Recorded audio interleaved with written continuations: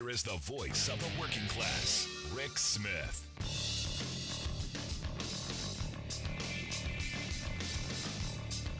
And welcome, brothers, sisters, working class heroes. This is the Rick Smith Show. Thanks so much for being here. I couldn't help but think today of the guy who, was riding on the horse. The British are coming. The British come. Remember him from history? Paul Revere, remember that guy? I can't help but think today, if he were around, riding on his gas-guzzling 1972 Cadillac with leaded gasoline and asbestos-filled doors. I can't imagine him singing, the stove troopers are coming, the stove troopers are coming. Wow, oh my goodness. Let's talk manufactured crisis. Let's talk outrage candy on steroids with high fructose corn syrup. Wow. And look, you have to love the symbiotic relationship between talk radio, cable news, and those idiot caricatures who represent us in Congress. You had Matt Gaetz, you'll pry it from my cold, dead hands, as he's showing a gas flame just burning. And I'm going, really? Ronnie Jackson, the same thing. Yesterday we talked about Ronnie Jackson. Took a little heat for that from the addiction folks, but I can still see it. You'll pry my stove from my cold or hot dead hands. Jim Jordan, God, guns, and gas stoves. Really? Marsha Blackburn. Have Democrats thought through their proposal to phase out gas stoves? It might cause the restaurant industry to collapse because we can't cook. We can't cook. You can't cook on anything but gas. And it got me thinking, it was one of these weird moments because, I've got a gas grill that sits outside of on the patio outside our house. And I'm going, there's a reason that we don't pull that into the house. I remember as a kid going, this doesn't make a lot of sense. It smells. And gas stoves do. There's a smell that it emits. Now, nobody is saying we do away with it. If you want to choose to have gas stove in your house and you want to smell that, because look, I have friends who are cooks who swear by the flame. I don't have a problem with this. And there's no movement. There's no movement to ban it. But yet, Fox News, government won't respond to proposal to ban stoves. Because there isn't one. And this is what they do. They do this all the time. They hype this stuff up because someone wrote a report saying, it causes asthma in kids. The fumes, the stuff that happened, yeah, it as does a lot of things. Bug spray, cigarette smoke, I don't know, industrial pollution. And I started thinking about, if we learned today that asbestos was bad for us, like if we didn't know, if we were just, wow, who knew? We've been using it for so long and all these people have been dying of lung disease. Nobody knew what it was from. If we learned today, if government came out today and said, asbestos is killing all these people, we might want to find an alternative. Can you see Fox News and our representatives losing their freaking minds and wrapping themselves in blankets of asbestos? The answer? Yes. Because they're that kind of, this is one of those moments where you go, tell me you're a moron, tell me you're stupid without opening your mouth. Leaded gasoline, same thing. Lead paint. If today, there was a product like lead paint or lead gasoline. Because remember, we put lead in gasoline for one reason, to stop the engine from not knocking and making that noise, because it was cheaper than the safer alternative, because that's always the key. If we can save a corporation a little bit of money, the hell with your health, with your children's health. It's all about the bottom line and convenience. Convenience. One of the country morons, Big Hill Rich, whatever his name is, I'm going to get in my big gas car and I'm going to drive to the store and buy me a big steak and cook it on my gas grill. And you just go, this kind of idiocy, this kind of performative display of stupidity is just going to be the downfall of the country. I mean, really, because you can't possibly have a rational conversation with stupid.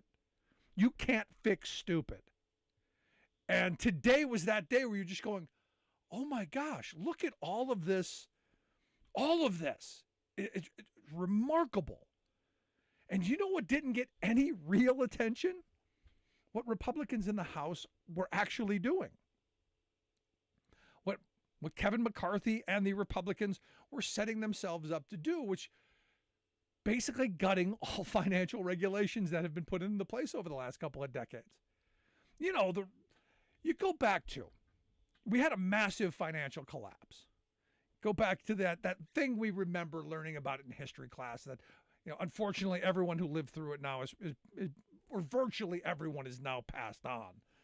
That little thing, that little Great Depression we learned about. We put some regulations in place to ensure that, you know, banks don't go under because they don't have money insured and they over leverage their accounts so that they don't actually have any money. That financial institutions don't gamble and over leverage so that you don't have these Ponzi scheme economies. And Glass-Steagall worked pretty well for a whole bunch of years. And Republicans, along with conservative Democrats and Bill Clinton, the Gramm-Leach-Bliley that became the Economic Modernization Act of 1999, undid that. And we allowed banks to go back to good old gambling. And what happened? Damn near another depression in just 8 years. We went back, we re-regulated a little bit, not quite to where we were, a little bit. Put in the consumer financial protection folks to make sure that consumers were protected, heaven forbid. And Republicans have been losing their minds ever since because they want the booms and the busts because that's what rich people want. They want to be able to fleece working people because they do it so well. And this is what the Republicans have been actively doing while this outrage, this Stovegate, while Stovegate has got us fixated on, oh my gosh, they're going to take the stoves. They're coming for the stoves, just like they were coming for the light bulbs and the toilets. Remember the toilet thing? You're never going to have a toilet that flushes in your house ever again because Democrats don't believe in flush toilets. And you go, what? Remember Trump? He flushes the toilet like 10 times because you can't get the toilet to flush. And I'm going, you know, what's your diet if you're flushing 10 times? But again, it's about getting us all riled up while we're paying attention, you know, like the cat chasing the laser pointer. While we're over here chasing this nonsense, while we're being distracted, hey, stupid, over here, they are picking our pockets. They're robbing us blind. And this is not new. You go to the airport, the guy who picks your pocket figures out how to distract you. This is what this is. And congratulations, Republicans are really good at it. They are so much better at this than Democrats. Democrats are, you know, full straight on. They get right to the issue. No, not Republicans. They've given you a stove to fight for. We're fighting for stoves. And yet, you know, I saw a bunch of people, you know, like Matt Gaetz with the flame, the burning flame from the stove as their GIF in their little mean tweet from my cold dead hands. Yet there's nothing on the stove. There's no food on the stove to feed hungry children or homeless veterans. There's nothing to solve real problems, but we've got a cute little image. We're going to save the stoves. And as I was looking at that image that Gaetz put out, it reminded me of being a kid growing up in the projects, where in the wintertime, you use the stove to heat the house a lot of the times because half the time the boilers didn't work. Half the times, you know, we didn't have money for anything, so you huddled around the stove to get your hands warm. And I got to wonder how many people are still doing that. I got to kind of wonder, you know, how many people in this country are still struggling. And when they see this kind of performative display but we're saving the stoves. Do they get angry? And when are we going to turn that anger into actual action and throw these bums out? Now, I did have another thought, though. I did. And this is where the capitalist in me came out. Because there's a part of me, hyper-capitalist. I used to have like a 1950s era gas stove. In one of the first places I ever rented. It was this big old monstrosity, and it smelled. It was terrible. It leaked. I'm surprised I didn't blow up with it. But I wish I had that so that I could now auction it off. This could be the last gas stove. And some idiot would probably pay me a lot of money thinking, oh my God, they're gonna ban the stoves. I better get one now while they're still around before they come and destroy all the gas stoves. Yeah, we're that society, folks. Sad stuff. Want to hear your story? Do you have a gas stove? Will you hold on to it with your cold, dead hands, taking it with you to the great beyond so that you can, I don't know, boil a hot dog? I want to hear it. 1-866-416-RICK. 1-866-416-7425. I'm going to take a quick break. Right back on the other side. Stick around. You're listening to The Rick Smith Show. We're working people. Come to talk.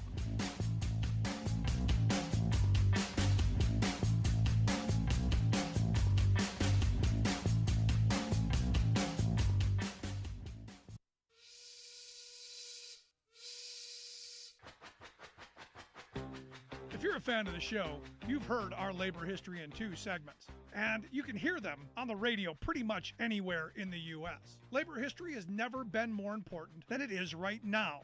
So here's what we'd like you to do.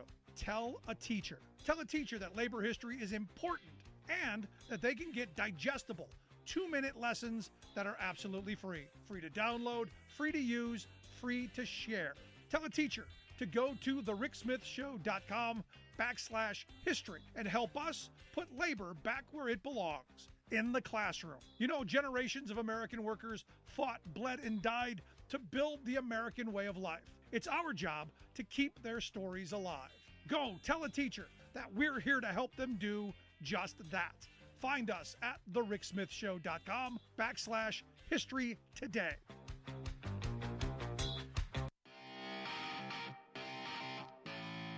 Welcome back to The Rick Smith Show. Now, here is Rick Smith.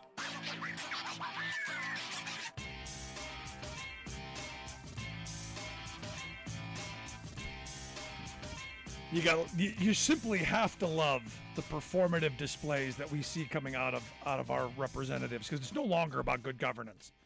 And you could argue it never really was, but sometimes they did bring home the bacon. Sometimes they did address problems. Sometimes they did, their job. But right now their job is purely, at this point I'm thinking just entertainment. They're just entertainers. They're just there to amuse and distract us from the realities that we are getting stiffed at every turn. It's mind-blowing. I wanted to get to a couple of emails. I want to hear your thoughts. 1-866-416-RICK. 1-866-416-7425. Billy writes, Rick, love the Republicans hate working people frame. No one says that out loud, but we all know it. No, Billy. I say it out loud all the time because it is true.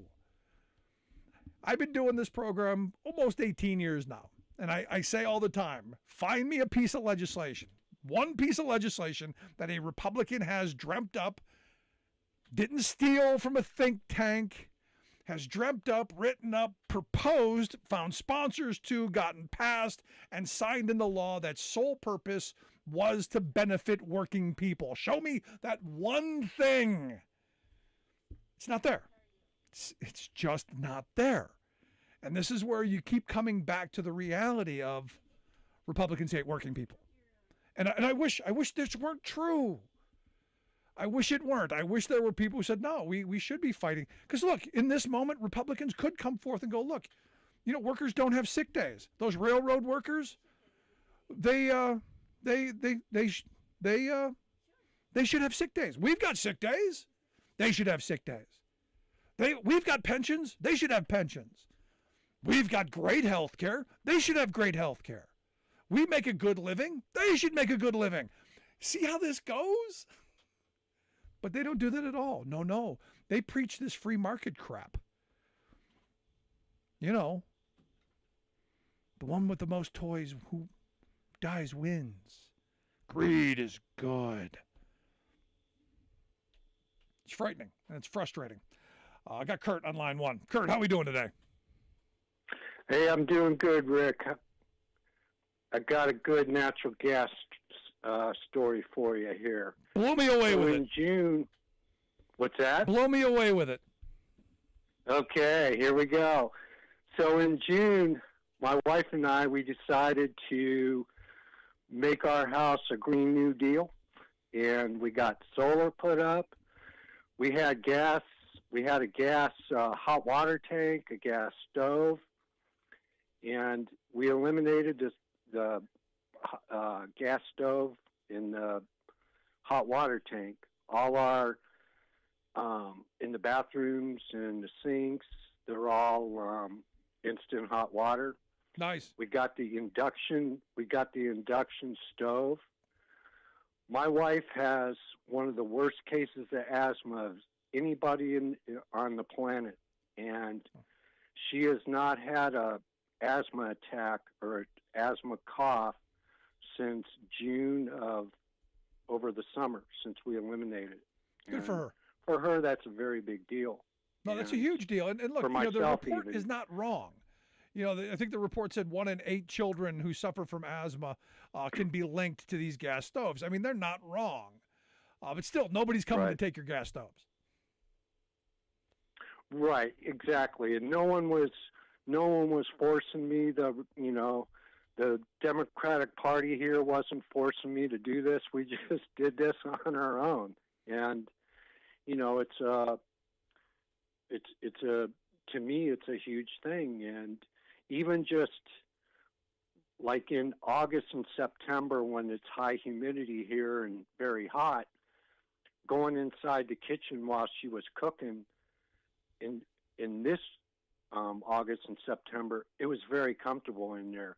Last September, when she would cook, you wouldn't go inside the kitchen because it's like a death trap. Yeah. And even in the laundry, with where the hot water tank is, our laundry room, it's just more comfortable in there. Nice. And now you'd be happy to know so that there's Ohio something to be said about that. In the climate bill, there's a big portion of it to eliminate natural gas and to go electric. Yeah, there's a big part of it to go green. It's a very good part of the climate bill that's going to be happening this year. Yeah, and, the language is to I hope the get Democrats green. Talk about that.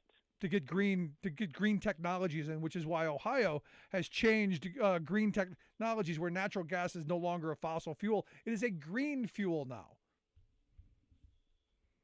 Absolutely. You got to love Ohio. But Kurt, I appreciate the call. Thanks so much. All right. Bye-bye. This is where you go with that, man. And good. I'm happy for his wife. And look, just having the information now, because I think a lot of people wouldn't even know that it was the gas stoves that could probably be causing people asthma. I'm sure my mother didn't know that the gas stoves were contributing to my asthma as a kid. That the bug spray that they were using to fumigate our house, didn't know. In fact, back then they didn't even know cigarette smoke was bad for you. We were still coming off of Ronald Reagan's "not a cough in a carton." Dr. Ron. I got another email who asked about.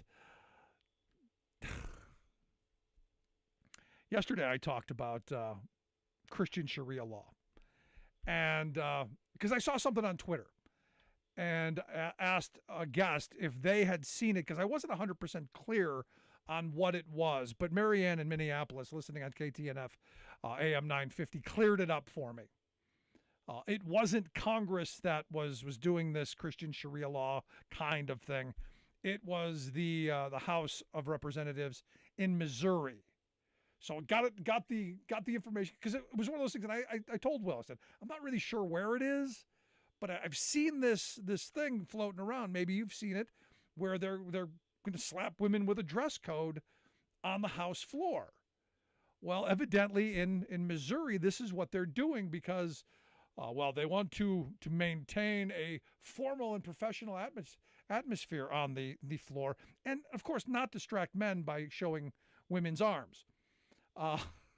Because evidently the previous rule was dresses, skirts, or slacks would be worn with a blazer or a sweater and appropriate shoes. Now, I don't know that they have, a dress code for men, but this is where they are. They have now amended that officially to cardigans. Women are now allowed to wear cardigans on the House floor. Isn't that wonderful? Yay! Because look, you don't want to distract the men from their incredibly important work of denying women their rights. All right.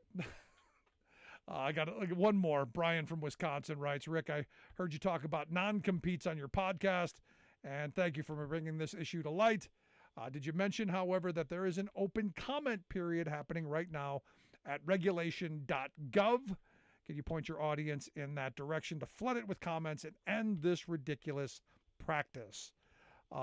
Regulation.gov. We will get links out to make sure people find the non-compete section and make a comment, because this is idiotic. It's always been idiotic. You remember I talked about Jimmy John's making their employees, a sandwich shop, making their employees sign non-competes so that they couldn't go somewhere else to make a sandwich. Because yes, peanut butter and jelly is proprietary. Yeah, now we all know that, again, you're not going to stop it.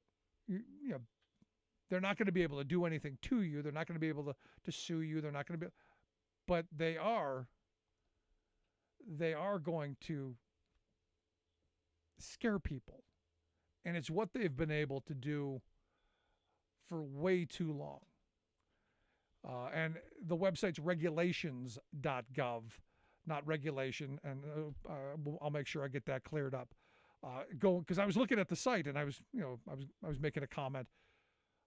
Because what we know is these non-compete agreements, they add a chilling effect into the marketplace, lowers wages. We know this. Stifles competition because makes you think, hey, I can't go start my own business because this employer is going to sue me. I can't quit because I'm stuck here because I can't go anywhere else because I signed this agreement. The FTC, the Federal Trade Commission, is now putting an open period for people to go in and make comments and tell their stories about this. So I'm encouraging folks to go to regulations.gov and look up the.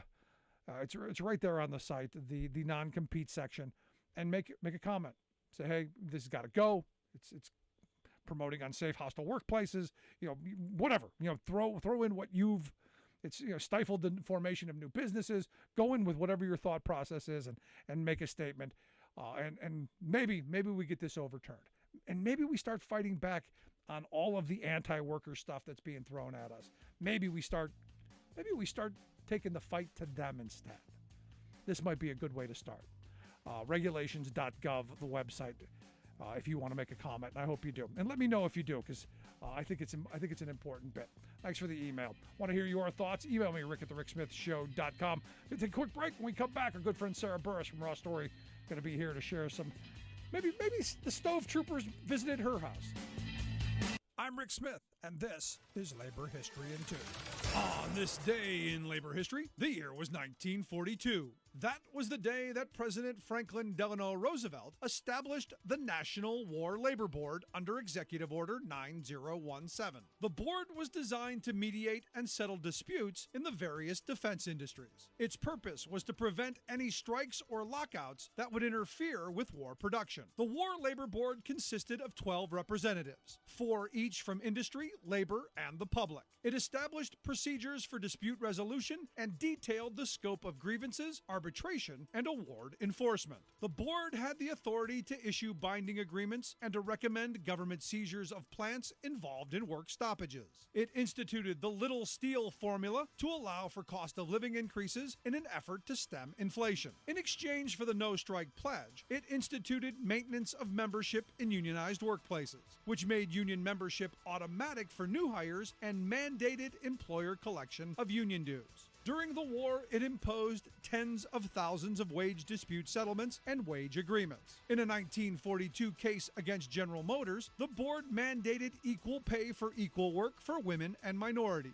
Those critical of the board opposed the no-strike pledge and compulsory arbitration as clampdowns on labor's power and independence. They argued it was stacked with open shop advocates, enforced wage controls and freezes, and encumbered workers with endless red tape, runarounds, and delays in resolutions.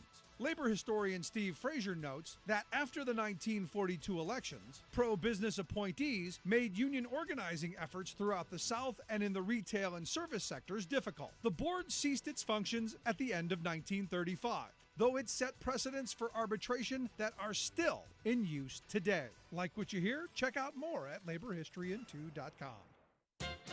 As many of its own members privately admit, Congress has become a pay-to-play lawmaking casino, closed to commoners but offering full-service access to corporate powers. But there's another government entity that's even more aloof from workaday people, and it has become a handmaiden to the corporate elites trying to increase their dominance over us, the Supreme Court. The 6-member right-wing majority on this secretive powerhouse now routinely vetoes efforts by workers, environmentalists, students, local officials, voters, and all others who try to rein in corporate greed and abuses. Appointed for lifetime terms, this autocratic tribune takes pride in being sealed off from democracy, even bragging that they make rulings without being influenced by special interests. But wait, in makeup and ideology, today's court majority is a special interest, for it consists of corporate and right-wing lawyers who've obtained their wealth and position by loyally serving corporate power. And far from now being isolated from moneyed elites, the judges regularly socialize with them and attend their closed-door political meetings.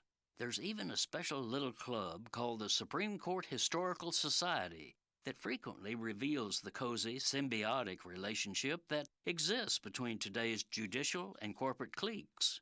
Such giants as Chevron, Goldman Sachs, AT&T, and Home Depot pay millions of dollars to this clubby society, gaining notice by and the appreciation of the Supremes.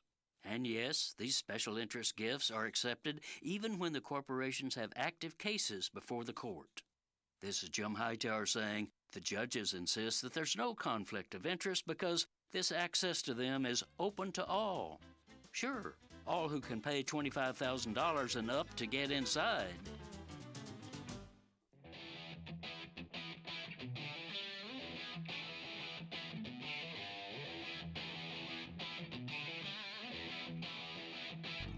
Welcome back to the Rick Smith Show. Now, here is Rick Smith.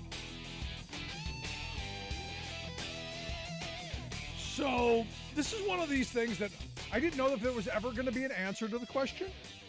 But as we were driving to Florida, and we were speeding down the high occupancy vehicle lane, the kids were wondering what would happen. What would happen if there was a single woman in that high vehicle and she happened to be pregnant? Would that then count as 2 people in the car? And I said, I don't believe so. Well, Virginia's about ready to change that. Virginia will, evidently, they're going to deem a pregnant person's fetus a passenger in a car, and you can drive in the carpool lane on the highway. They're trying to encourage people to have children. And one of the perks, for 9 months, you get to drive in the high vehicle lane. You still got to pay the tolls, but you get to drive in the high vehicle lane. How wonderful is that? Anyway, here to share some thoughts on the crazy stories of the day and maybe high vehicle lanes. I've asked our good friend Sarah Burris to come talk with us. She is the fabulous reporter over at rawstory.com, the website. Sarah, thanks for taking time for us. Hello, happy Thursday. Happy Thursday. So we pro this. Does this make sense? And how do you enforce it? It does make sense. If you're going to be one of those states that decides that a fetus is a living human being, I wonder then if that means that they're going to say that women with babies in the back seat can also be in the carpool lane, which I think is completely legitimate. But yeah, Texas, there was actually a lawsuit that was going on in Texas about this because there was a woman who was pregnant who kept going through the carpool lane because Texas had decided that a fetus was human. And sure enough, she won her case every time. So, yeah, I mean, if you're going to make laws like this, then, but I think that the thing is you kind of have to take it across the board, right? Like, it's not just the carpool lane. It's also that everybody is now 9 months older than when they were actually born because your birth date should be the date of conception, right? So all of these kids out there that are 15 years old, congratulations. You're about to be 16 because we're adding 9 months onto your birthday so you can drive faster. So I'm 9 months closer to retirement then, is what you're telling me. Exactly. And kids are 9 months closer to driving, 9 months closer to voting, 9 months closer to buying weed and liquor, all of the above. So 9 months closer to retirement, to Medicare, like all of these things, if that's what the state is deciding they're going to go with. Interesting. I just thought it was one of these things where I'm going, do we not have more important problems to address? Yes. You know, like making sure that everyone has access to good, solidly well-built gas stoves.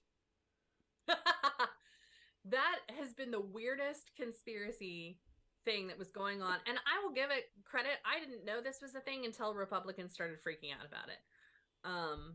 I mean, there are people who genuinely cook and who bake have a preference for gas stoves. Sure. Old houses generally have gas heating and stoves. I just replaced, unfortunately, all of the gas lines in my house because of gas issues. So I guess the way that Republicans think this is that Democrats want to force people to use electric stoves, which then uses less natural gas. And then I guess that's a better fossil fuel. I don't really understand it. Like, I guess if your house is solar powered, then, but. Well, the report that came out said that, 1 in 8 children in the country who suffer from asthma can be linked back to gas stoves. Because look, they stink. I mean, I've had gas stoves in the past. I've always hated. They always gave me headaches. Always hated the smell of gas. My daughter's house has gas heat and a gas stove. I hate it because it stinks. That's not good for me. I don't have a gas stove in my home. My choice. You want to put up with that? God bless you. You do that. But it makes me think we're in this moment where, watching Republicans do this performative dance that, the stove troopers are coming to steal your stoves. Yeah. It makes me think, what would have happened if we just learned that lead in gasoline was bad or asbestos was bad? Would Matt Gaetz wrap himself in a blanket of asbestos to say, no, asbestos is warm and wonderful? I mean, it's that kind of crazy moment that we're in that we can't have an honest discussion about what they're actually talking about other than the outrage candy they keep shoving at us. And that's the thing, too, is like their selective outrage where it's like, okay, well, yes, stoves are bad for kids with asthma, but let's talk about Los Angeles. Like living in Los Angeles, I feel like is probably more hazardous to your health than a gas stove. So, I mean, there are a lot of bigger issues that I think, living like next to a toxic waste dump, swimming in a nuclear pond, all of these things are really bad for your health. And I'm with you. I'm wondering if Republicans are going to start embracing this. Yeah, I mean it's incredible to me, and like you said, there's so many bigger problems out there.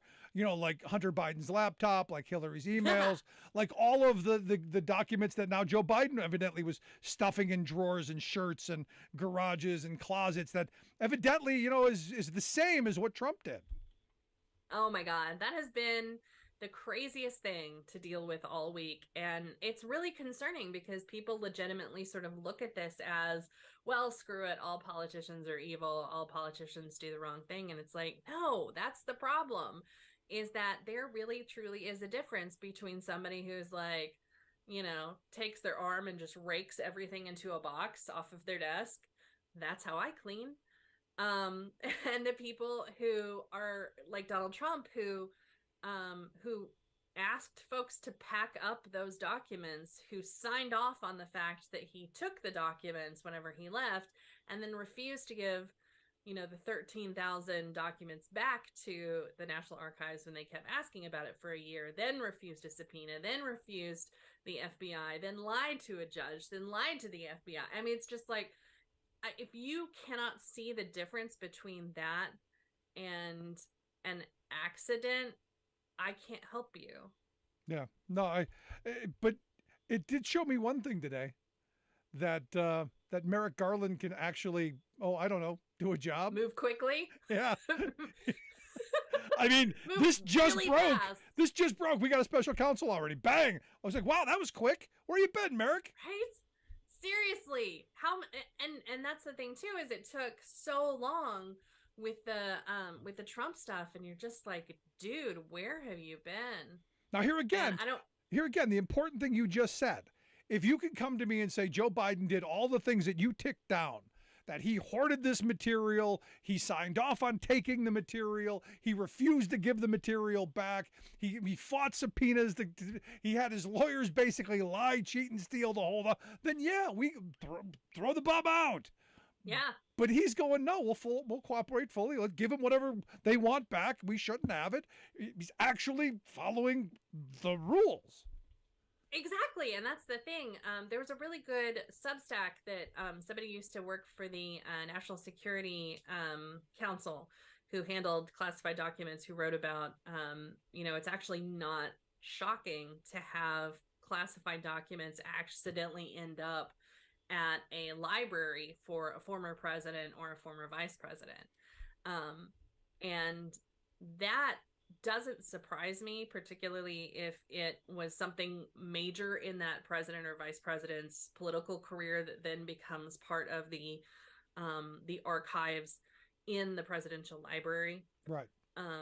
So, stuff like that doesn't shock me. And that's sort of what Trump has tried to blame Obama for, because Obama is, has, like every other president, a library that he's building, and all of those documents will live in this library, and that will be regulated by the National Archives. It doesn't mean that Obama stole them. Yeah, Obama didn't put on a black costume and break in the middle of the night with the codes and sneak out with a briefcase like, what was his name? Sandy Berger? Didn't he get busted doing that? I was going to say the Hamburglar, but sure. Sandy Berger, Hamburglar, sure, why not? But this is the part that's really kind of troubling, because especially when you're talking about classified material that had been classified after the fact. So when you took it, wasn't classified. Then somehow, and this is weird how our classifications work, they can go back and classify something in rears, and now you're stuck with classified documents. I think we have to have an honest conversation about this, and I think an investigation is well needed here. I think it's something we should be doing, but to watch the Fox News, to watch the outrage machine go crazy about how Hunter Biden and China have seen the documents, and no. These are the same people who had a fit about the obesity of the M&M creature cartoons. I saw a screen capture of that this week, and I was like, do you really not have anything to talk about? Last week, I guess, when Biden was on the border, they had a whole story about he cleared his throat, which was like a secret message to the Border Patrol that he was forcing them to do something. And it's just like, man, you are so this is like tan suit desperate at this point. you gotta find something, or Islam at least rug curtains. Yeah, like what next? They really are going to start saying that Biden is a secret Muslim. You know, I don't know why they can't come up with anything more legitimate than this. That's just lazy. Yeah, well, let the fun begin. What an interesting time we're in, and it's going to get worse because you got now Jim Jordan who said God, guns, and gas stoves, which is amazing. I didn't know that all of these people were bakers. So no, they just boil hot dogs. Yeah, right. Like that's my question is like, do you really use a gas stove? Then I expect some muffins tomorrow. All right, I'm pro muffin. Blueberry chocolate, cinnamon. Where are we going? I made some really good blueberry muffins yesterday, and then the cat tried to steal it today. It was a whole drama thing. I mean, I had to fight for my muffin. Oh boy, yeah, this has gone off the rails. Right, this isn't even my cat. This is my roommate's cat. This is my life. It's very exciting over here in Washington. It's about to be, though. I mean, it's about to be. We've now got the select committee. We've got the select committee on the weaponization of government, and we're going to see just how we weaponize government right before our very eyes, while claiming government's been weaponized. I'm wondering at what point that actually gets stopped, because we're talking about a pretty big question about the separation of powers that's in the Constitution. And so I am curious to see if the Justice Department is going to be like, yeah, nope, and really sort of stonewall them and the extent to which they're going to try and go to court over this. Because if you go back to the Trump taxes thing, that's a really good example of where the courts were like, you can't see Trump's taxes unless you're going to do some kind of, like, is there proof you're doing something legislatively? And Ways and Means said, yeah, we're working on legislation about why it's important, to mandate the IRS doing audits on taxes. And then lo and behold, we found out the IRS hadn't been doing their audits on presidents the way that they should have been. And again, we were told for years that Trump couldn't give us the taxes because he was always audited. Yeah. Oh my God, he lied. Are you surprised? But which one of the 30,000 was that? Right. In this case, though, there is no real legitimate legislation that they're trying to push. This is just an investigation for the sake of an investigation. It's a fishing expedition looking for a fish is what I heard one of the legal nerds say this week, and I was like, yeah, that works. That's a good one. Yeah. So do you think that the Justice Department stepping up and saying, no, you can't continue to do this, will just be overturned by the Supreme Court? I really don't know, because then you truly are. I mean, if they aren't deciding what the separation of powers are in this, then it kind of opens up a door for Congress to intrude on them. Because the judicial branch, if there's no separation of powers between Congress and the executive branch, then why would there be in the judicial branch? So that puts them at a really big disadvantage for when Democrats take, the House over again, or with Democrats holding the Senate right now. No, that's an excellent point. And Supreme Court right now are 6 dictators in robes. They most certainly don't want any part of anyone checking in on them. No. And that's something that Americans are like, yes, we should. And so I feel like there's probably a more legitimate case in there than there would be with people being like, please, you're going to investigate the fact that the FBI took your phone, Scott Perry.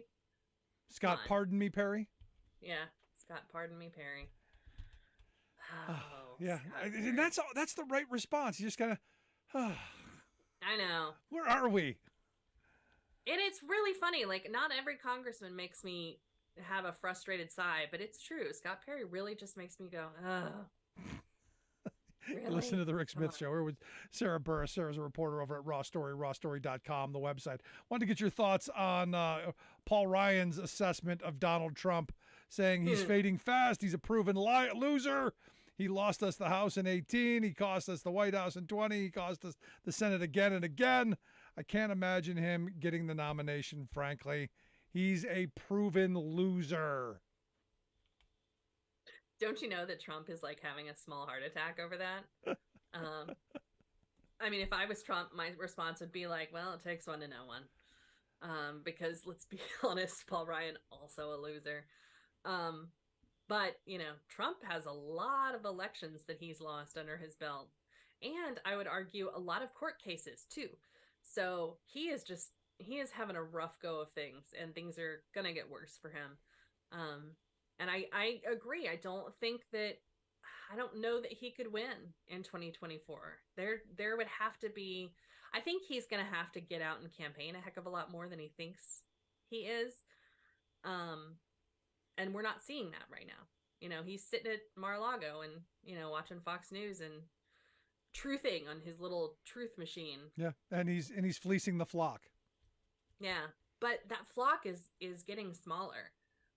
One of the things that I found out this week from the election that I hadn't seen the raw numbers on, there were more Republicans that voted than Democrats nationwide. All of these Senate seats where Democrats won, it was because Republicans voted for Democrats. Independents across the board voted for Democrats. I think the vote for like 8% of Republicans voted for Democrats, where only 2% of Democrats voted for Republicans. So it's not a huge amount, but it's a significant enough amount that you're like, wow, you guys lost your own people. Yep. No, you lost because of you. Not because, Yeah. And the Democrats need to take this to heart and understand that you need to start doing something, getting stuff done, which is why I think it's important to let the Republicans do what they're going to do over the next 2 years in the House. Yeah. Which one of the things that potentially I wanted to get your thoughts on, the new Speaker of the House, Kevin McCarthy, said he's open, willing to take a look at expunging those impeachments that happened during the Trump years. Is that possible? No. I mean, you can give it, like, write him a hall pass or something, or like, you know, give him one of those get out of jail free cards from Monopoly. I don't know, but it's on the record, dude. Like, you don't history's change. Yeah, it's kind of written in stone. Like, it's already there. It's gone to the National Archives. They've made copies. Like, it's there. Sorry. And finally, wanted to get your thoughts on this wife of an Iowa Republican who ran for Congress back in 2020. Evidently, she voted 23 times. So as I'm saying, it doesn't happen. Evidently, 23 fraudulent votes by this Republican woman voting for her Republican husband.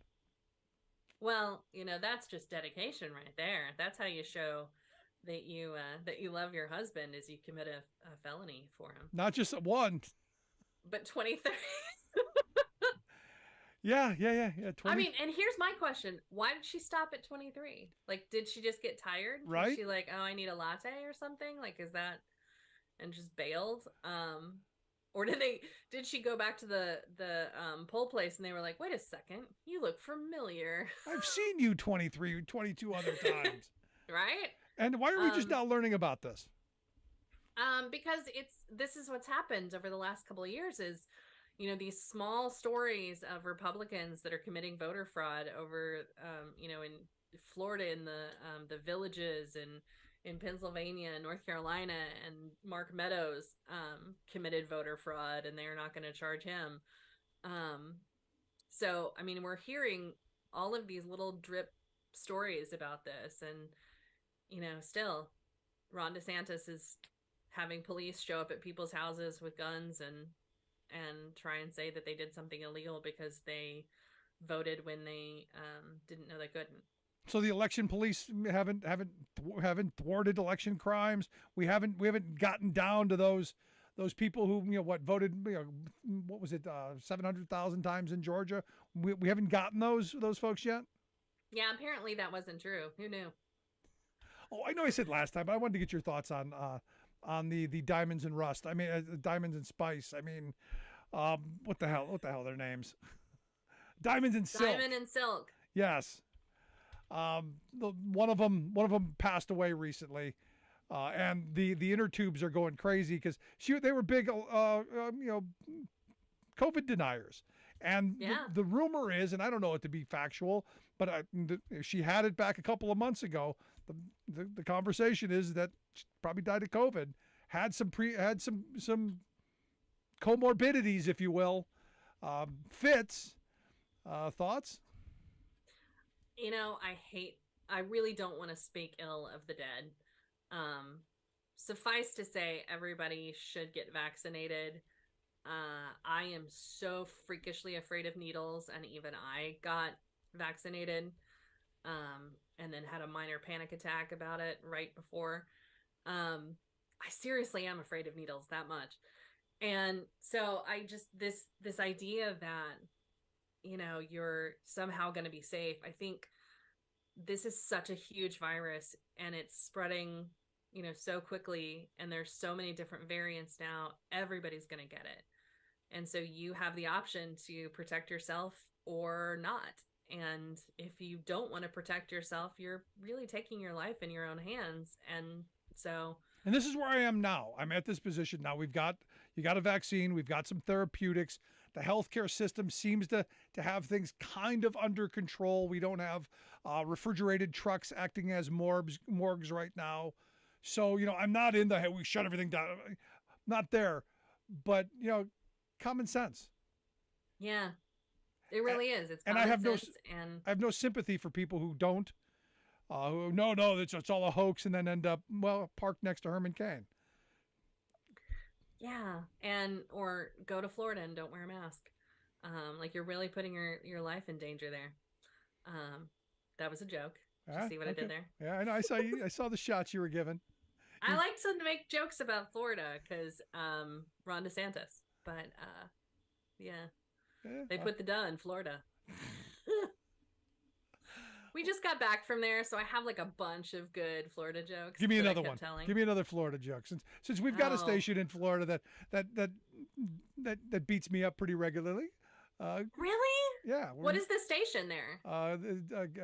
WCAT in Ormond Beach, outside of Daytona. Oh, WCAT, where everyone should get vaccinated. We'll let them use that as the commercial. My little pitch. Well, we just lost that affiliate. Hey, I used my NPR voice on that, man. All right. Well, good. But Sarah, as always, excellent stuff. I'm sure the fun and entertainment ahead is going to, keep us well entertained. I'm waiting for the big select committee on the weaponization of government to keep the outrage candy flowing, so that when the stove troopers show up to my house, I'll even be distracted from that. Boy, be careful of those cartoon M&Ms too, because they're dangerous apparently. There you go, Sarah Burris. I appreciate the time. Thanks so much. Have a good weekend. You as well. Our good friend Sarah Burris. Make sure you check out the work she does over at Raw Story, rawstory.com, the website.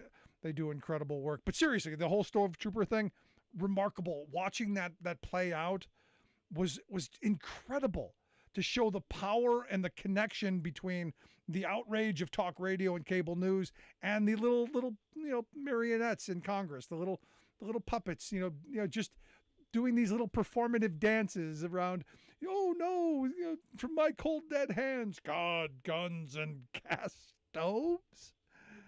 Yeah, that's going to be the guy heading up the weaponization select committee. Oh, the fun and entertainment. Want to hear your thoughts. If you've got any fun and entertainment, I want to hear it. Email me, rick@thericksmithshow.com. Take a quick break, right back. Stick around. You're listening to The Rick Smith Show. We're working people. Come to talk.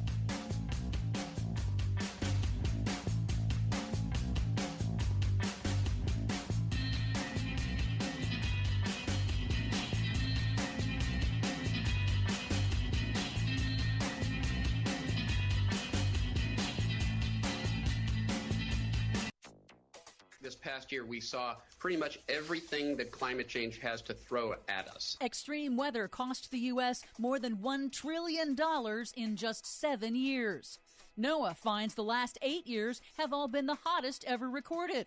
Plus, it is a day ending in Y, so there's another freak out going on over at Fox News. Fox pretends the Biden administration wants to cancel your kitchen stove.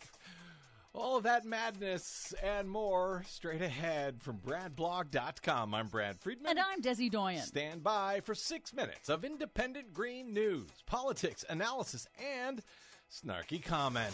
Joe Biden's climate change agenda now targeting your kitchen. Biden's coming for your gas stove. A ban on your gas stove. Ban gas-powered stoves. The White House is now attempting to ban all gas ovens. You know, if it wasn't for pretend outrage, Fox News wouldn't have anything to be outraged about at all. This is your Green News Report. If the maniacs in the White House come from my stove, they can pry it from my cold, dead hands. Okay, Desi Doyen. First, they were going to ban your light bulbs. Then they were going to ban your hamburgers. Now, apparently, if you watch Fox News, they're going to come to your kitchen and haul your stove right out of it. Yes, and it's not just Fox News. Republicans are also lying about this. Go figure. Again, turning valid concerns about toxic pollution from gas-fired kitchen stoves into a new culture war. And no, Biden is not trying to take away your stove. It is a lie. In fact, the administration will give you something like $800 to buy a new stove if you wish. You're welcome. Yes, that is thanks to the Inflation Reduction Act. Passed only by Democrats, not by one single Republican. In real news, the U.S. saw $18 billion extreme weather disasters in 2022. That's 18 weather events that caused more than $1 billion each in damages, led by Hurricane Ian and historic drought in the western U.S. Climate disasters in 2022 collectively caused $165 billion in damages across the nation, according to the National Oceanic and Atmospheric Administration, and killed nearly 500 Americans in 1 year. Climate scientists at NOAA say it's part of a trend of hyperactive disaster years, and they warn that the trend is unlikely to reverse. The series of atmospheric rivers pummeling California is almost certain to be the first billion-dollar weather disaster of 2023. Yeah, at least $1 billion. NOAA also reports that extreme weather disasters have cost the U.S. more than $1 trillion over just the past 7 years and killed more than 5,000 Americans. Back in the 1980s, the average length of time between billion-dollar disasters used to be nearly 3 months. Now it's just 18 days. So 7 years ago, when they were telling us we just don't have the money to do anything about climate change, that was, well, $1 trillion ago. Globally, 2022 was the 5th hottest year on record since record-keeping began in the mid-1880s. That's according to the European Climate Agency, Copernicus. NASA and NOAA are expected to reach similar conclusions in coming weeks. Copernicus also found that the 8 warmest years on record have all occurred in the last 8 years.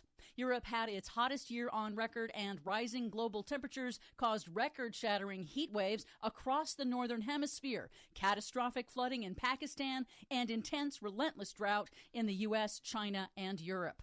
2022, clocking in as the 5th hottest year, is quite remarkable because it comes in a year with a cooling La Nina pattern in the Pacific Ocean, which does not bode well for the next El Nino. So if it wasn't for the La Nina that's supposed to cool things down, can only imagine how hot 2022 would have been. Yep. And yes, extreme weather disasters are increasing in frequency, and man-made global warming is making heat waves, storms, and droughts worse. That's according to a sweeping new report from the American Meteorological Society this week. Scientists are increasingly able to pinpoint exactly how the weather is changing as human activity heats up the Earth.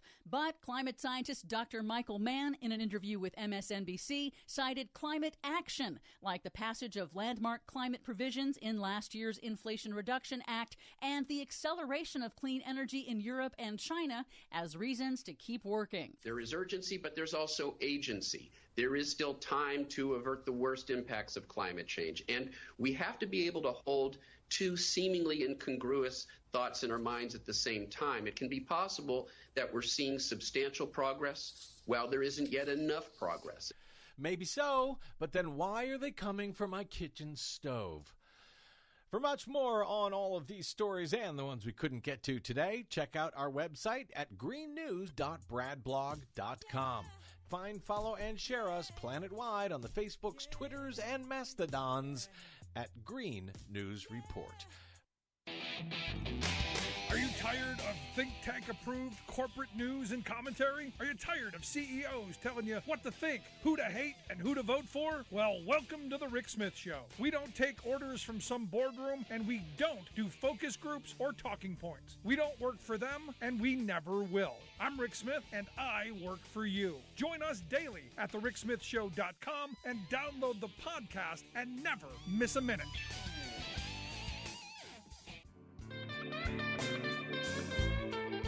Welcome back to the Rick Smith Show. Now, here is Rick Smith.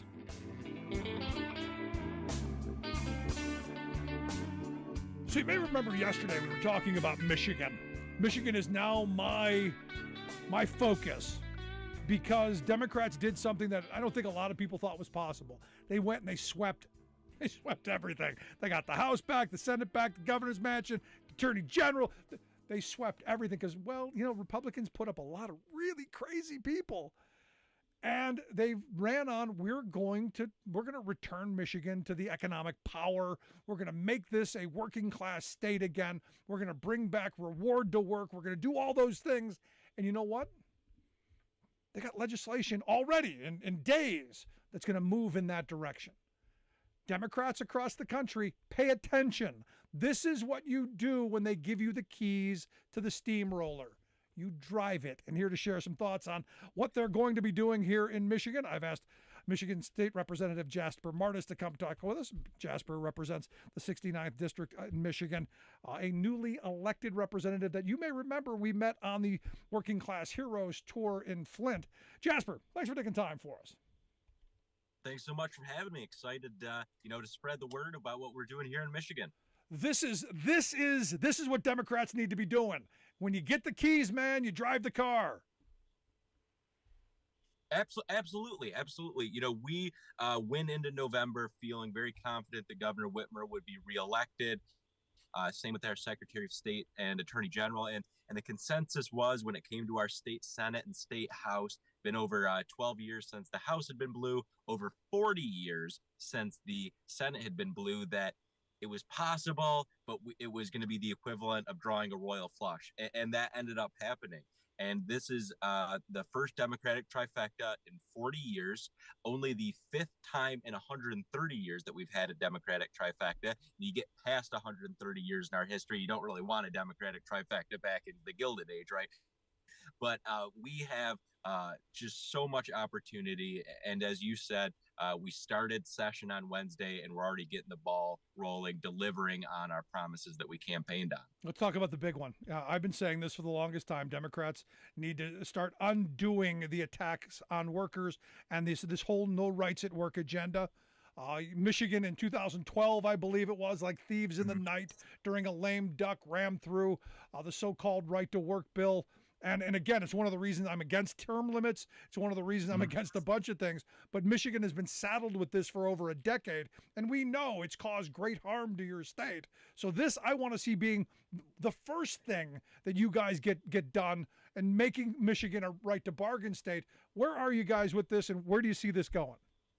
It's one of our top priorities. It was one of the things that we started out this week in my district with was bringing Joe Tate, who's our Speaker of the House, to Genesee County to meet with our building trades, our UAW, our AFL, and our AFSCME members to show that Genesee County is going to have a seat at the table.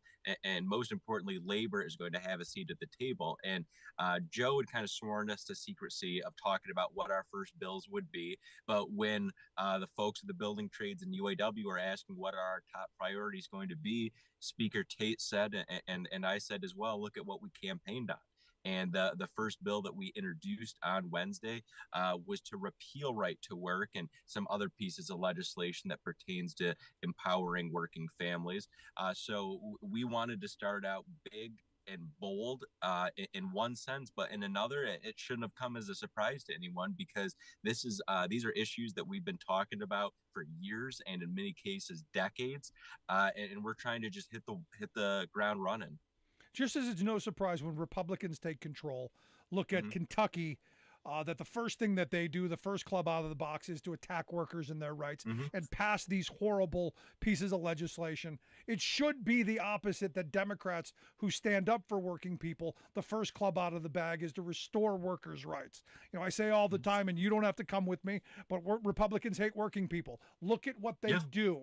And here in Pennsylvania, had Doug Mastriano become governor of this state, thank goodness he didn't, the first piece of legislation they were going to pass was to make Pennsylvania a no rights at work state. Thank goodness that didn't happen. But what you're doing is exactly what the Democratic Party needs to pick up all across this country and restore workers' rights to bargain. And we're going to put those Republicans on record when it comes to repealing right to work. There will be a few Republicans who come along with us to vote to repeal right to work, and that they are a member of a party that is designed and based in oppressing and being anti-worker, but they understand that in a state like Michigan, home of the UAW, one of the most important states when it comes to the history of labor in American history, that they're going to need to be on the right side of things. And that's the case with a lot of these initiatives when it comes to empowering workers families. They should be non-controversial. And the reason why it's taken so long to make progress is we've had a right-wing Republican apparatus dominating our House and our Senate, and before Governor Whitmer, the governor's office, that would not allow some of these common sense things. You know, we're going to talk about repealing the pension tax and expanding the EITC, things that most folks, when you explain it to them, can agree on, but these Republicans have not even allowed them to come up to a vote. And not only are we moving in a big and bold way, we're also just going to try to do some of those smaller fixes that Democrats and Republicans should be able to agree on. No, I want us to live in a society where, you know, Democrats are fighting for working people and Republicans don't hate working people. Right. I want to live in that world. You're listening to the Rick Smith Show here with Jasper Martis. He's a Michigan State representative representing the 69th District there. You want to check out his website, jaspermartis.com. We'll get links out on social media how you can do that. Now, you brought up a couple other things. Prevailing wage, something else we talk about quite often. I'm a huge supporter of prevailing wage laws because I know it encourages a local building trades so that you have local skilled craftspeople in your community who build the things that you need. That money that they earn, those good wages, those benefits, stay local in the community and reverberate through your community. It is good, sound policy, which is sadly why Republicans destroyed it. Tell me what you're doing to bring this back and how you're going to fix it. Yeah, we're going to try to restore, or we are going to restore prevailing wage across the board. In 2019, 2020, Governor Whitmer was able to do a few changes when it came to public works projects, making sure we're protecting prevailing wage there. But there's a lot of projects, a lot of things that go on in Michigan that have still been exempted from the prevailing wage law. So we're trying to bring that back. You really talked about how those good wages go back into the community. The biggest supporters of my campaign in my primary and in my general were my local building trades guys. And it was because the theme of my campaign was I'm at an age now where there's a lot of folks who are moving away from our community. They're going to other parts of the state, other parts of the country, and that hurts workers. And with a lot of my building trades friends and supporters, they have plenty of stories of living wherever they do in mid-Michigan, having to go even past Michigan to other parts of the Midwest, or one of my friends who's the IBEW Local 948 that has gone as far as Massachusetts to get good work. And so that's great for the local corner stores and restaurants in Massachusetts, but that's not good for Flushing or Flint Township or Swartz Creek, Michigan. So we want to institute prevailing wage across the board, kind of build on the progress Governor Whitmer was able to make a few years ago through executive order, and just make that as another pillar, you could say, of the working families agenda that we're trying to put forward. Yeah, and the important thing is look, I traveled, before the election, we traveled through 8 states. We traveled to a lot of places that used to be. We traveled through, Toledo, that used to be the glass capital. We traveled to Flint, that used to have, massive auto industry. We traveled through a bunch of those, Akron, rubber capital. And there's a lot of rebuilding to be done. There's a lot of opportunity, but we can't do it on low wage, desperate labor. We've got to do it on high road employment that encourages families to stay local, that gives them jobs and opportunities to thrive and do better in the future. It's that snowball rolling downhill, getting bigger thing, instead of, an economy that's shrinking. Yes, and it's not just going to be those specific policies like prevailing wage that are going to do a lot of good. We also want to make sure that those folks that are going to be making more money have more projects to work on. I'm very thankful that Speaker Tate released the committee assignments this morning, and I'm going to be on appropriations. And that was my number one ask, because we talked about this the last time I was on the show, that my only critique of the Biden administration is that they only figured out how to message recently that the ARPA, Infrastructure, and Inflation Reduction Act funds are transformative. And these are going to have a huge impact. And my ask to Speaker Tate was Genesee County and the Flint and Flint suburbs need a seat at the table. And I want to be that point person to make sure that we're bringing those projects to Genesee County that are not only going to make our community better more broadly, but we make some of those changes when it comes to how we treat workers and uplifting organized labor, that we're not only going to be building projects that support and uplift everyone, we're also going to make sure the workers who are working on those projects are treated fairly and getting a decent wage as well. Yeah, in return, reward to work. It's always been my frame. And I say this about every president or every administration that comes in. I hope that they are the party, the politician, the administration that returns reward to work. And one of the things that I see that you guys are looking at doing is increasing the earned income tax credit. Look, if you have a job, you should be able to not just get by, just the basics. You should be able to have a little bit better. Like over 100 years ago, you had textile workers in Massachusetts, fighting the bread and roses strike, saying, yes, we want bread. We want to be able to sustain ourselves, but we want some nice things too. We want roses too.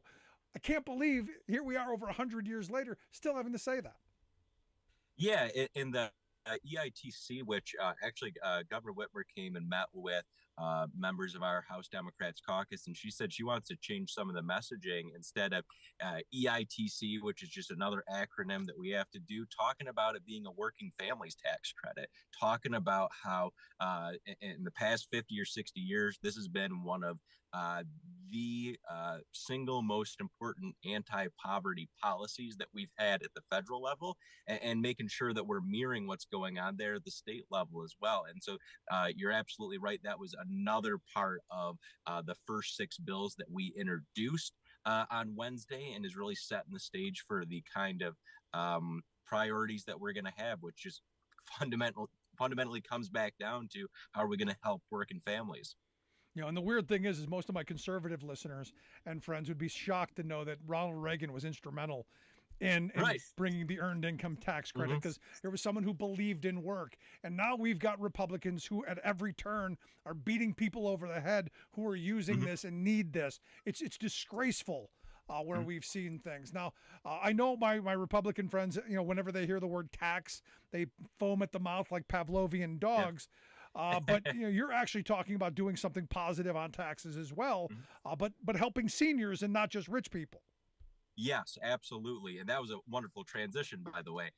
Yeah, in terms of what we're going to do on tax policies. So, the pension tax in Michigan, which was introduced under the Snyder administration, is one of the most unpopular policies I've ever encountered. Just about every day on doors when I was campaigning in my primary and in my general, I always started out by asking folks what was on their mind and what issues mattered most to them. And almost every single day, I heard about this pension tax. And the way that this system is set up, it's so convoluted. It can depend on private or public sector. Certain industries are exempted. A certain aspect of it is based on age, where if you're born after a certain time, you don't get taxed. If you're born under a certain age, you aren't. And most states do not have, number one, they don't have this sort of pension tax system. Number two, they don't have such a convoluted way. And the repeal that we're looking at, which is just a straight repeal, we've only had this on the books for a decade. It produces about $500 million in revenue, but that's less than 0.5% of our last budget. So we are going to be repealing the pension tax, which is something, again, that Democrats and Republicans should be able to agree upon. But it's not going to make us go into the red. This tax is so poorly designed that it's high enough that it's screwing over working families and seniors, but it's not generating enough money to where it's going to prevent us from doing any of the policies or public works that we want to pursue. So it's one of the most unpopular policies in Michigan. I expect that while we have a lot of partisan bickering in Lansing, this is going to pass by huge bipartisan margins. And it's just showing that when you show up knocking on doors, when you listen to people, when they bring you into their life and they tell you what issues matter most to them, that it's important that we show that Democrats deliver. Yeah, and deliver for working people. This is the reality, and this is, because we hear so often that, well, there's no difference between Democrats and Republicans. They're all the same. You've heard this. They're all corrupt. They're all the same. The reality is you guys are showing the way by actually going to get something done, and you got to get it done. We can't just talk about the rhetoric. We can't just say, oh, this is great. You got to get it done. Yeah, absolutely, and that's again, it goes back to Speaker Joe Tate is. I said this at our roundtable we did at Building Trades. If you go to Lansing and you ask people, what do they think of Joe Tate, you're going to find folks that might disagree with him, might not see eye to eye with him. That's partially because he's 6'6", so it's hard to look him in the eyes.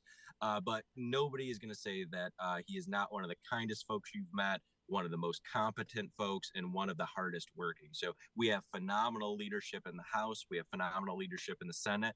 And of course, when it comes to Governor Whitmer and Governor Whitmer in the governor's seat as well. Yeah, and when you said Joe Tate, immediately my mind went to Joe Tate, the former basketball announcer for the Cavaliers in Cleveland. That's where my mind went. But he wasn't 6'6". As soon as you said 6'6", I go, no, Joe Tate wasn't 6'6". Yeah. But no, this is good. All-state Joe Tate. He played for MSU, which was my alma mater, so go green. He also briefly played in the NFL. Veteran, business owner, just really, really remarkable person. Well, let's hope you guys get this done. And as you're going down this road, I hope you'll come back and share some more thoughts with us. And maybe we can get some help and get some reinforcements to get this done, because working people need you. Get out there and fight for us, Jasper. Thank you. And once again, thank you so much for not just having me on, but fighting for the right priorities. We were talking a little bit before the show started, just things that we were interested in and what issues aligned with who. And every time you listed off something, I went, oh, that's what I think. That's what I think. So I think I'm a Rick Smith Democrat. I think that's how I'll end this. There you go. Jasper, I appreciate the time, man. Thanks so much. Thank you, sir. Hope to talk again soon. Absolutely. Good stuff. Jasper Martis, representative from Michigan. Want to hear your thoughts? Email me, rick@thericksmithshow.com. I'm going to take a quick break. Right back after this. Stick around.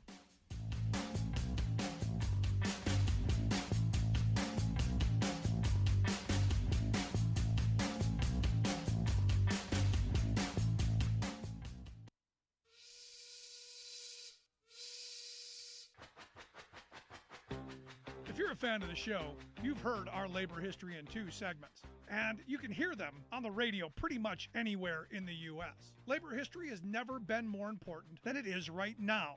So here's what we'd like you to do. Tell a teacher. Tell a teacher that labor history is important and that they can get digestible 2-minute lessons that are absolutely free. Free to download, free to use, free to share. Tell a teacher to go to thericksmithshow.com/history and help us put labor back where it belongs, in the classroom. You know, generations of American workers fought, bled, and died to build the American way of life. It's our job to keep their stories alive. Go tell a teacher that we're here to help them do just that. Find us at thericksmithshow.com/history today.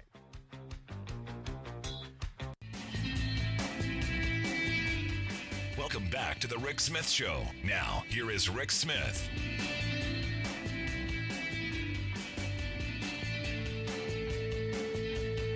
Tell you, I really like that kid. I think he's going to go far. Smart and on the right side of the issues. And you know, we met him in Flint. His mother operates the farmers market there in Flint, which is a fabulous place. And look, you know, all the stuff we had heard about Flint, and you know, it's depressed and all this. We went and we found some of the nicest people, some of the most hardworking people, some of the most genuine and generous people that you're ever going to meet. Smart policy could make that community just thrive again. But it comes down to the jobs. It comes down to those jobs that are there paying the kind of wages that made that community great once. So my MAGA friends who wearing the red hats, take that off, put on a hard hat, rebuild that community, bring those kind of jobs back that had the kind of prosperity that union contracts gave, the kind of job security that families were able to have, the kind of local economy that was able to thrive and create jobs. That's what we need to be talking about. Not idiotic, they're taking my stove. How moronic. They took my light bulb. They don't want me to. AOC is going to take my hamburger, going to make me eat plants. If that were true, I'd be marching with you. It's not happening, though. Not happening. And this is where, and I love the fact that we're talking about the economic message, and this is where Democrats better get back to the wheelhouse. The wheelhouse is, and James Carville was not wrong, it's the economy, stupid. And this is my true north. All of the other things aside, the gender identity stuff, all of the culture issue stuff, all that stuff aside, look, I believe I'm on the right side of it. It's not a government issue. It's not even a you issue. It's an individual issue. That life, liberty, pursuit of one's happiness, that's that. None of my business. Don't care. But I want to make sure that everybody, regardless of where they find themselves, has an opportunity to lead a good life, lead their best life. And we do that through economics. We do that by sharing prosperity. Now, the story today that caught my attention, that it's one of those kind of, I hate taking joy out of other people's demise. But there's a song, one of my favorite bands when I was a kid, the Michael Stanley Band. There was a song that he sang. One of the lyrics was, you better know the way back down as you're climbing your way to the top. As you're climbing your way to the top, you better know the way back down. Elon Musk has set a world record, a Guinness World Record, for the largest loss of personal fortune in history, about $182 billion. Now, don't get all crazy. He didn't actually lose them. It's just share values that eventually will probably turn back around because rich people understand this. It's not like he's out on the street corner selling pencils. I may take great joy in that, but that's not what we're seeing. He's not on the ledge about to jump. He is going to be just fine. He's not worried about if his kids are going to eat. He's not worried about if the rent's due. He's not worried about the electric bill. So let's not get all carried away But on paper, he's lost a boatload of money. I keep coming back to, we cannot have these kind of gazillionaires have this kind of outweighted power. Again, back to policy. Smart taxation. I'm a big fan of the earned income tax credit. Big fan of helping out. Problem is, we got a lot of corporations like the big Arch place who takes advantage of that, like the Wally World place takes advantage of that. That's why we need to have smart policy and stronger unions. Just my thought. Want to hear yours? Email me, rick@thericksmithshow.com. Quick break. Right back after that.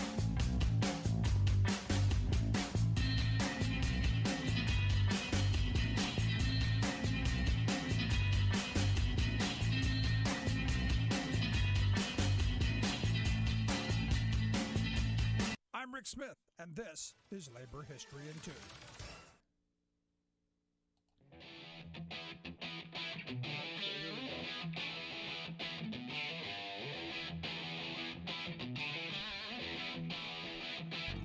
Welcome back to the Rick Smith Show. Now, here is Rick Smith. So on Tuesday, the U.S. Supreme Court heard the Glacier versus Teamsters Local 174 case. We've been talking about it all week. The reality is this is another one of the death of 1,000 paper cuts. Only I fear this court is accelerating their attacks on working people in a way that's, well, going to take the right of the striking away, especially as we've seen a rise in the number of people saying, you know what, we've had enough. We're coming out of the pandemic where they told us we were essential, we were frontline heroes. And now you got the Fed raising interest rates to cause higher unemployment, and now the Supreme Court taking the one tool that workers have to fight for better wages, hours, and conditions away. And do you think this is by accident? Of course not. This was part of the plan.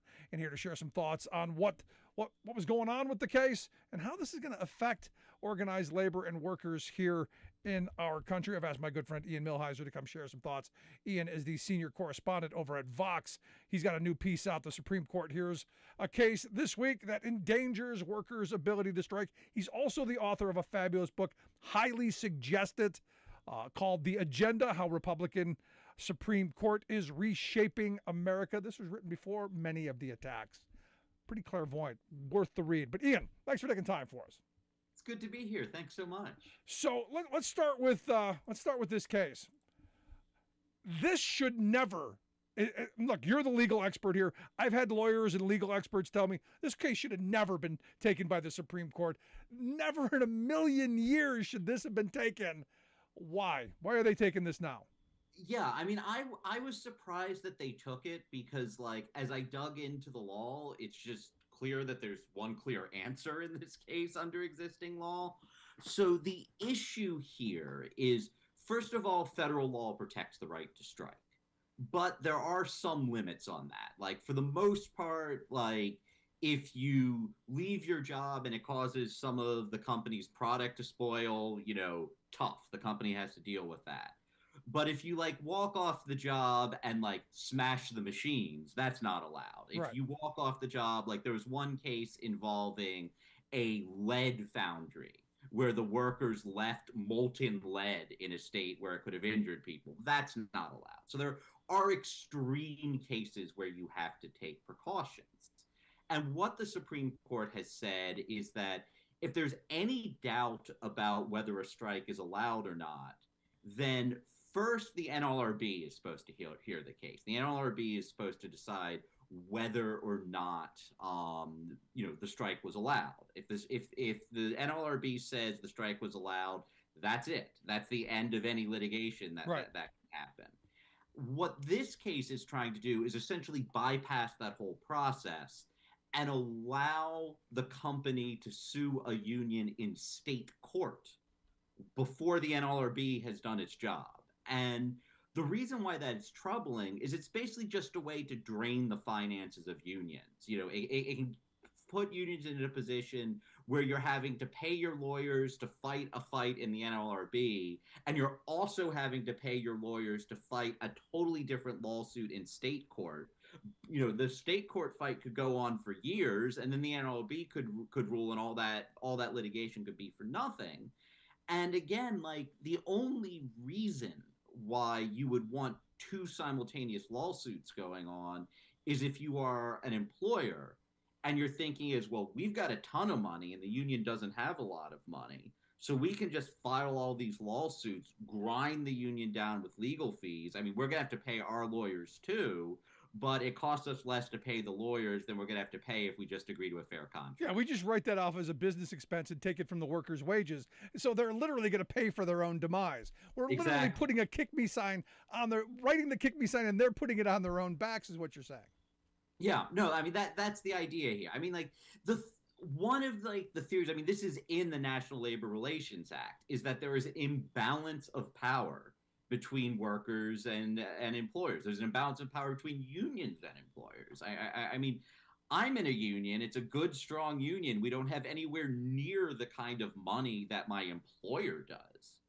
And so if there aren't safeguards to prevent employers from bigfooting workers, from bigfooting unions, it's just, even if you theoretically have the right to strike, that right starts to mean very little when your union can't afford it, or when, like, the union has to take the money that would have gone to a strike fund and has to spend it on legal fees because there's this parallel lawsuit going on. Yeah, but this is, again, and I said this the other day, this is another example of corporate America, again, going after unions in a way just to keep them spinning their wheels and defending themselves.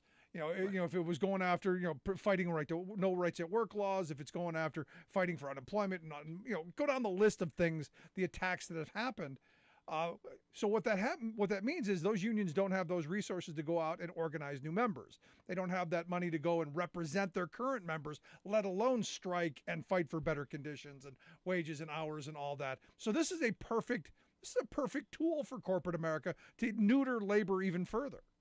That's right. And the thing about it is, like, what the company is asking for doesn't even make sense just from a perspective of, like, if you're trying to run the government.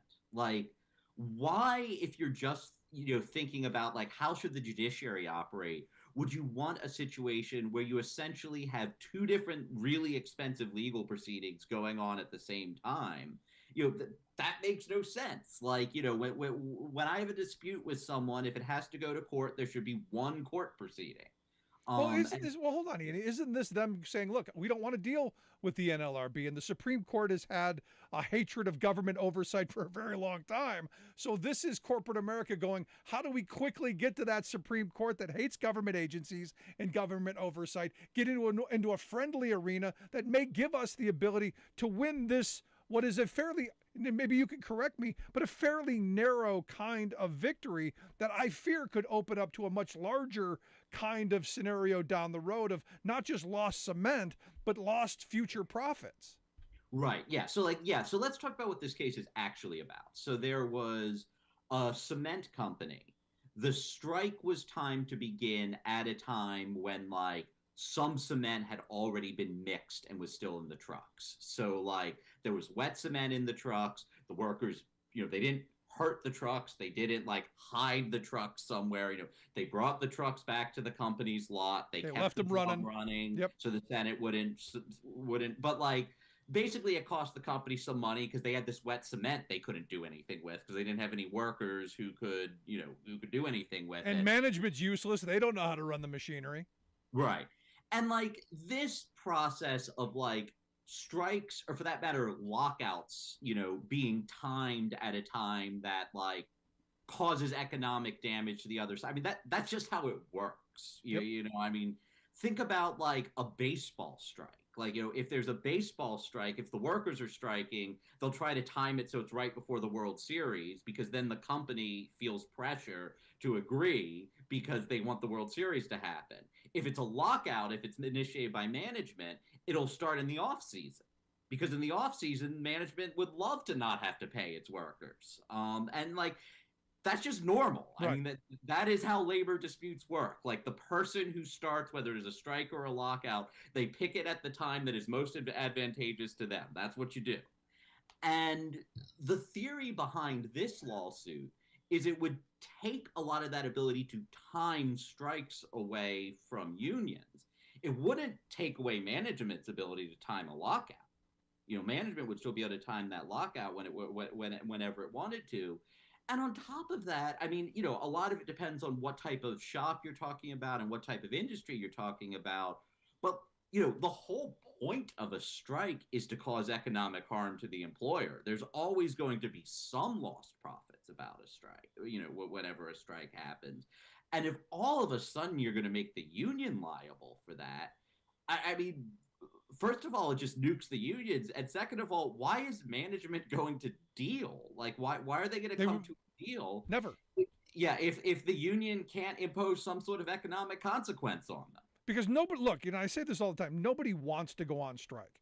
Nobody's, wishing and hoping, oh boy, hope we get to go on strike. It is the last arrow in the quiver. But when you pull that arrow out, you better hit your target, because it's like, you've pushed the button. And you've got to get what you need, and it's meant to shock the system, to get people back to the table and negotiating in good faith to hammer out a deal, because the hope is that the other side goes, no, I don't want the economic pain and catastrophe that's coming. We're gonna actually come to a good deal. If you take the power of labor to do this, and then you put a cost on it to where workers are bearing all of the risk, the responsibility, and none of the reward, yeah, I mean, we're screwed. Yeah. And to be clear, we're talking about an additional cost here. I've been on strike before, and my union, I literally just started a job when we went on strike, and my union was very good to me. Like, they gave me bags of food because I hadn't got a paycheck yet, so I could still feed myself. There are all kinds of costs for workers already. Yep. When you're striking. You lose your salary. The union has to come up with a strike fund. There's just all kinds of costs that go into that. The more cost you layer on top of it, you're just weakening the union and empowering the employer. Now, you're listening to The Rick Smith Show. We're with Ian Millhiser. He's a senior correspondent over at Vox. You want to check out their work, Vox.com. He's got his piece out right now. The Supreme Court hears a case this week that endangers workers' ability to strike. We'll get links out on social media, how you can read his piece. It's really one of the best ones out there, highly suggested. Now, I've said that, there's going to be, when this goes the way I fear it goes, there will be an immediate chilling effect. It won't be as great right away, I don't think. I think the next series of cases, because I believe there will be next ones, that'll expand this, because this is just about the cement and the loss of that. I think they really want, lost profits. And I look at, like down at Warrior Met Coal, or I look at the Ingredion strike we talked about last night on the program, and the millions of dollars that they've lost. This is one of those things where you go, well, we've lost profits, so now you're going to have to pay for it because you withheld your labor, basically turning workers into, I don't know, I'm not going to use the slave word, but indentured servants seems pretty safe. Yeah, the one right that we all have, this is the 13th Amendment. That's the anti-slavery amendment. The one right that we all have is to not work for zero pay. That's an option that anyone has at any time. I cannot work. I won't get paid for it, but I can choose not to work. That's that's one thing that we all have. And when you start chipping away at that, not only do you eventually cross a line where it starts to have constitutional implications, but it's just that's just the only power that workers have. At the end of the day, you can talk about different kinds of job actions. You can talk about different ways that unions try to exercise power. But the thing that it all comes back to is that the one thing that a worker already has is they have the ability to say, well, if it comes down to it, I'm going to not work. And if that's not an option, what do unions have? Yeah. And that you're going to get even more punished outside of the lost wages. And because look, employers, the first thing you do when you go on strike is they take your health care, they cut you off, you have no access to benefits, any of that stuff. So the economic pain is already there. This just is going to add another layer onto this. Now, what's interesting for me, Eon, is I've got a lot of friends who are big Trump supporters. And, Trump was a good labor guy, and, Trump was a good union guy. They believe this to their core. Their issue, a lot of them, was, Roe, and okay, if that's your thing, This court has done what you wanted to do. They've overturned Roe. You got your wet dream wish done there. Now they're overturning the right of workers to strike, and I eventually think down the road to organize at some point. The Trump justices, how bad have they been for working people? Because, I keep making this argument to people that Trump is not labor friendly. He was never a worker's friend, no matter what the rhetoric of bringing manufacturing back or infrastructure or no matter what the rhetoric was, his actions and his legacy are going to be horribly negative. I'm curious your thoughts. Yeah, so there have been two really big labor cases since Trump became president. One was the Janus case. I mean, this was a massive one. And I think this was when the only Trump justice on the court was Gorsuch, but, he voted against the unions in it. And that was the case that essentially applied a right to work regime to every public sector union in the country. So, if you're a firefighter, if you're a teacher, if you're a cop, if you're any kind of unionized government worker, what this said is that there's now a right to work regime, which means that the union can't collect fees from non-members for the services it provides to those non-members. It is essentially having to bargain on their behalf and litigate grievances on their behalf and do all the other things that unions do for these non-members for free. So that's what the Janus case said. The second case, which wasn't as big of a deal as Janus, but is still a big deal, was the Cedar Point case out of California.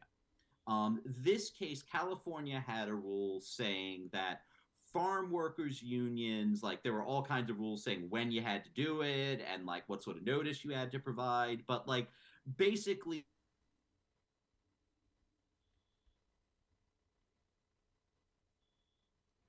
they didn't allow them to come on the property anymore, if I remember right. There used to be the ability to go and talk to those workers and to organize, and they completely undid that. They completely gutted that, and it's just another one of those moments where you go, it's not that egregious of a violation for worker organizations to talk to workers. But, they tried to argue that, these unions were taking these people's property or stealing their property by having access to the workers who work in those farms and in those fields. And that's the part that's, again, remarkable to me, how far this court will go and how far that they'll use the power of this court to put down workers in their ability to bargain and their ability to make a better life. It's going to get worse. Understand, these are incremental steps.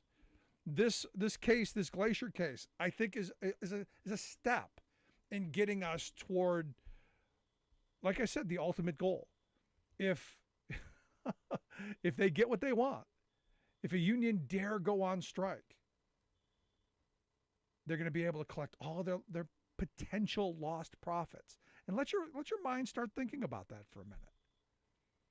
And what kind of a chilling effect is that going to have? And if you think that wages have been declining and stagnant for the last 40 years as the number of strikes declined and worker power was eroded, when they get this kind of control, you're never going to see a raise. Never. I was just having a conversation the other day with a younger guy, and I said, look, when I started in the industry that I was in, it was 85% unionized. 85% unionized. And back then, we were making, in today's dollars, top rate, over $40 an hour. Today, this job pays about a little over 26, almost 27. Where'd the rest of that money go? From the 45 to the 27, where'd that $18 an hour go? It's not in my pocket. It's not in my coworker's pocket. Where'd that money go? Where did those wages go? And it's not just, I'm talking about one job in one industry. Multiply that across all of the jobs in all of the industries and think about the billionaire class that we have created, the massive billionaire class that we've created. The amount of wealth that's been extracted from working people and handed to our billionaires. Let it sink in for a minute. So when I talk about having a much higher tax code, when I talk about having a much higher corporate tax code, higher individual tax code, when I talk about this stuff, it's about distributing the wealth of this nation in an equitable way. It's about ensuring that workers have a share in the wealth that their labor creates. It's about being sure that you have an opportunity, I don't know, to lead a better life. It's that simple for me. I do want to hear your thoughts. Email me, rick@thericksmithshow.com. I'm going to take a quick break. I want to thank Ian Millhiser for coming to talk with us. Again, check out his book, The Agenda, How a Republican Supreme Court is Reshaping America. Really well worth the read. Going to take a quick break. Right back. Stick around. You're listening to The Rick Smith Show. We're working people. Come to talk.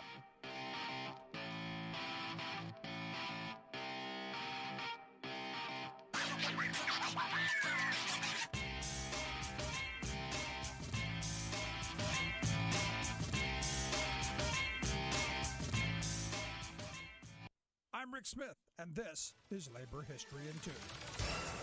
On this day in labor history, the year was 1932. A very unusual army marched on Washington, D.C. Pro-labor Catholic priest Father James Renshaw Cox led the march. Father Cox had worked as a cab driver and steel worker before attending seminary and serving as a chaplain in World War I. After the war, as a pastor in Pittsburgh, he organized food assistance for those hit hard by the Great Depression.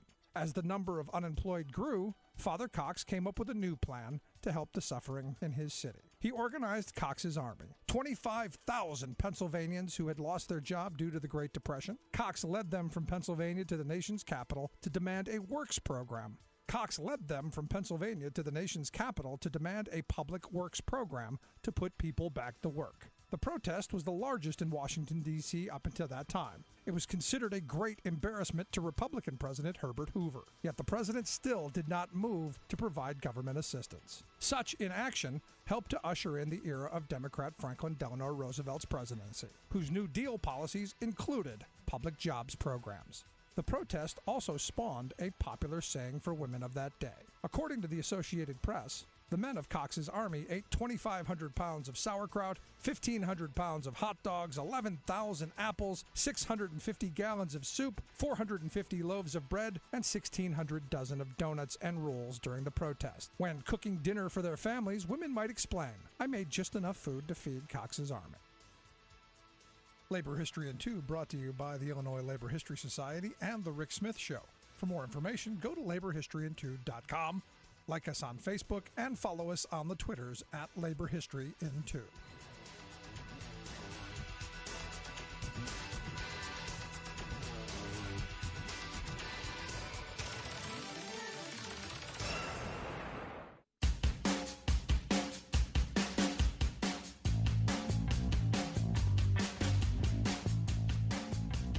Welcome back to The Rick Smith Show. Check out our website, thericksmithshow.com. So, look. At the end of this Supreme Court, our court, I hate calling it a Supreme Court, the highest court in the land, the court that we've given so much power to, is, as we speak, abusing that power. And it's going to get worse. They are reshaping this country in the conservative wet dream model. Every bad idea, everything that the Federalist Society, the Chamber of Commerce, everything corporate America has dreamt of in their think tanks, we're moving towards. And they're going to put it into law. So if you have these visions of, hey, my grandparents, they were able to work, a job and retire with security and dignity, and, they were able to do all of these things, that's not going to be the future. It's not. They are going to change the shape of this nation in ways that I fear in a decade will make, when I grew up, unrecognizable. And I fear for the children. I fear for my kids in the future, because the world we're going to is this Ayn Randian kind of Hunger Games kind of world, where if you're wealthy and powerful, it's going to be a great place. If you're one of the, working people, not so much. And I struggle with this future, because again, we're really moving in this direction. You know, this going back to the Hobbesian thought of life being nasty, brutish, and short for the working class. I mean, we really are heading in those directions. And what's amazing to me is the media structure is really doing a masterful job of pitting workers against each other with this, nobody wants to work anymore kind of frame. And it's not new. They've been saying this for generations. The next generation, nobody wants to work like our generation. We're so much better than that. And the generation before us said the same thing, and the generation before them, and then before them, and before them. You know how this goes. The reality is, I think that the younger generation, they got it right. They're actually waking up. They've watched their parents get ground down to nothing. They've watched the standard of living get worse. They've watched how corporate America has dominated their families and their communities. And you know what? They're not interested. So for me, there's a moment of hope here. But there's a moment of concern, because while there's hope in the younger people, the machinery, the establishment, our high court, the 6 dictators in robes, they have a different vision of what this country is and what it's going to be for you working people like you and me. We should be very afraid of that. Want to hear your thoughts? Email me, rick@thericksmithshow.com. If you miss any portion of the program, make sure you grab the podcast. Wherever you get yours, you'll find ours. Thanks so much for tuning in. We'll see you back here next time.